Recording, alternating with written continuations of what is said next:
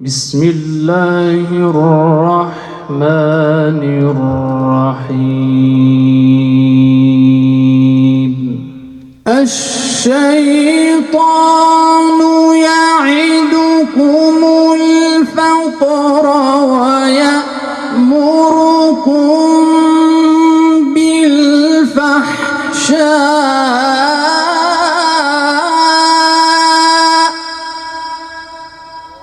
والله يعدكم مغفرة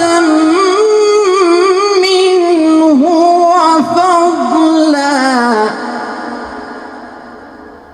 والله واسع عليم.